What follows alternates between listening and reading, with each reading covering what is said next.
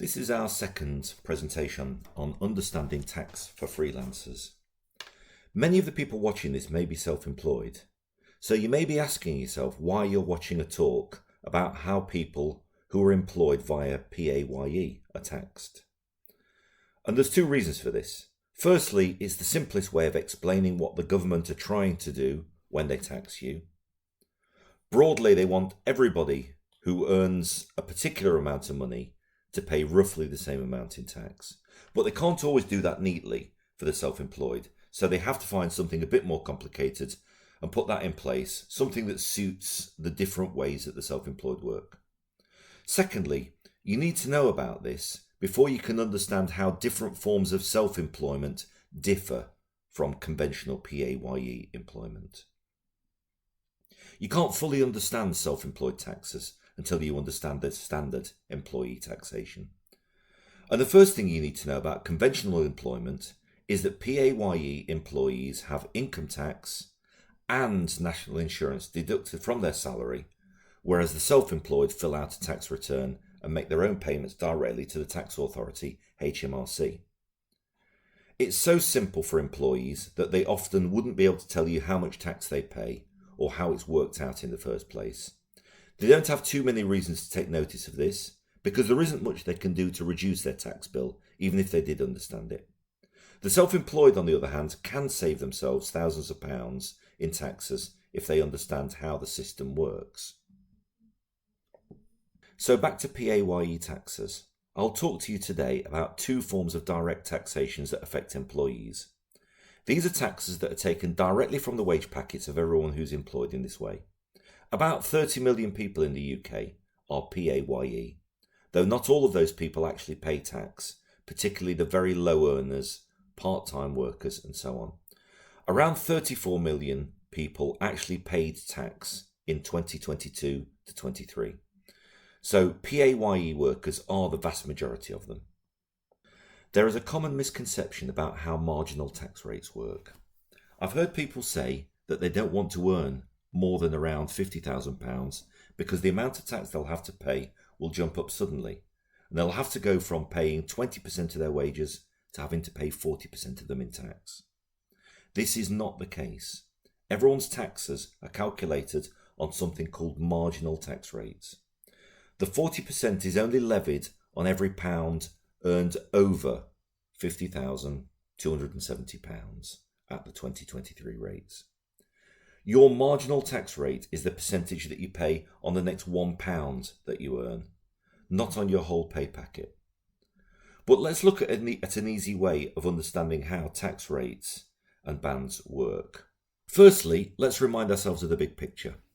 As you'll see, there are 3 subdivisions of your tax and 2 subdivisions within national insurance. So I'm going to try and explain it in a different way using bathtubs and pots of money. In Scotland, people on lower incomes pay slightly less tax.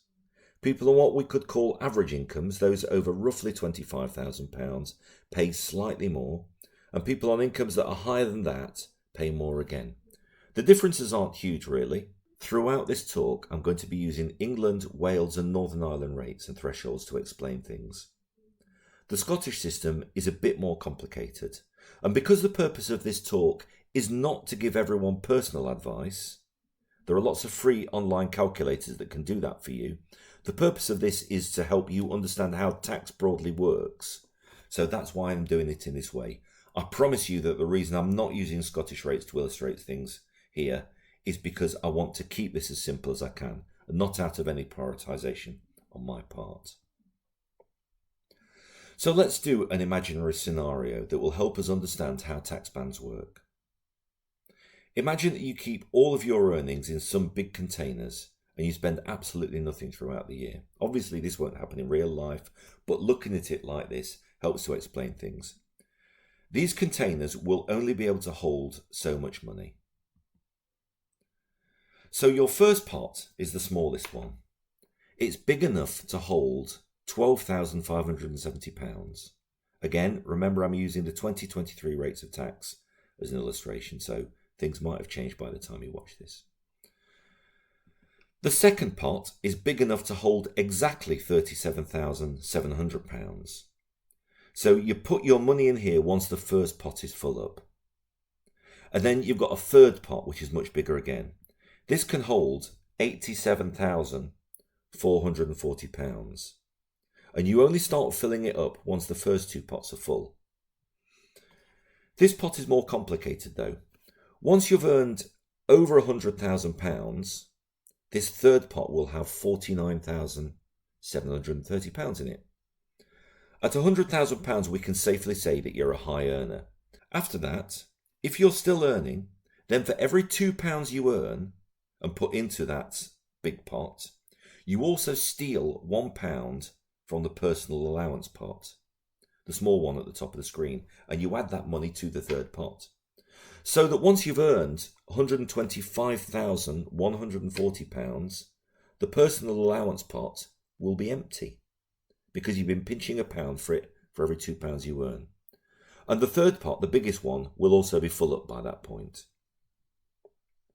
And if you're still earning more than that, well done, because everything you earn after that goes into a big bathtub.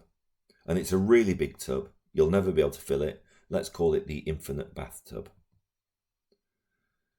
Now we're going to get a visit from the tax collectors, and they're going to want to see those three pots of money. They want to look at all of them, and they're going to take something out of some of them. They're going to let you keep everything that's in that little pot. So if you've got any personal allowance in there, as long as you've been earning less than £100,000, you will have something in there. They're going to let you keep everything that's in it. They're then going to take 20% of everything that's in the basic rate pot. And this is called basic rate taxation. And they'll take 40% of everything that's in the third pot. And this is called higher rate taxation. Lastly, if there's anything in that big bath, they'll take out 45% of that.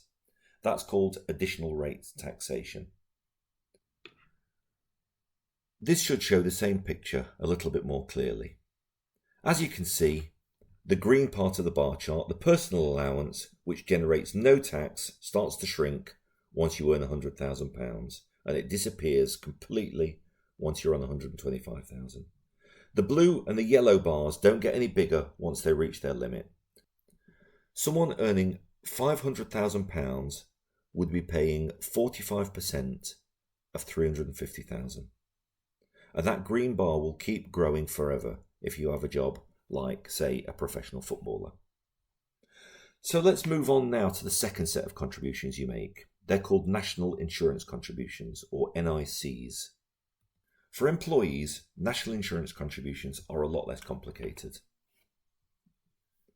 You pay nothing on your first £12,570 in earnings, which is from 2023 onwards, it's now the same as the figure you have for your tax threshold. It used to be a bit lower. You pay 12% on everything between £12,570 and £50,270, and then you pay 2% on earnings over that £50,270. So your taxes may be progressive. They get larger the more you earn. But it's less the case with national insurance contributions, as this graph will show you. You'll see that on £30,000, you're paying a bit more than £2,000 in national insurance contributions. On £50,000, it's nearly £4,500. But then, all of a sudden, once you're a bit over £50,000, it suddenly goes up a lot more slowly. And for £150,000, it's £6,500. And it's only £7,600 when you get to earn £200,000. And this breaks that down even further. It shows you why it becomes less progressive. The primary national insurance contributions, you can see, until you get to around £50,000, they're growing. But then after that, it starts to grow much more slowly. And that's because the higher rate national insurance contributions are only paid at 2%. So here's that big picture slide again. It combines all of the tax and the national insurance contributions so you can see how the basic bands work. Now there's another question, which is employers' national insurance contributions. Because not only do you pay national insurance, when you're employed, your employer will usually have to pay some national insurance contributions on your behalf. There are some exceptions, and some employers can avoid these, but let's leave that aside at the moment. Most can't. These national insurance contributions aren't deducted from the worker's pay. They'll possibly be mentioned on the payslip, but you won't see them as a deduction. Instead, they're paid directly to HMRC by the employer. And when you work, you pay your own tax and your own national insurance contributions, but you also generate employer national insurance contributions too. And as we can see, when we're thinking about self-employment, particularly self-employment for people who earn quite a lot of money, these can be a really big deal. If you saw the first tax talk, you'll remember this slide. On the top of the tax and national insurance that you pay, your employer also has to pay employers' national insurance, the so-called Class 1 secondary contributions. So if you're earning £50,000, your employer will be paying almost £4,000 on top.